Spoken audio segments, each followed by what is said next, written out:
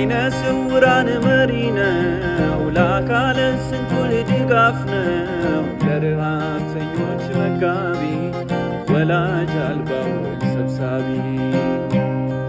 ጌታ ምስኪኖችን ይወዳል፣ ጎስቋሎችን ይወዳል።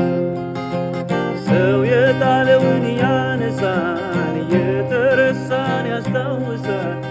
ዓይኖቹ በምድር ሁሉ ያሉ፣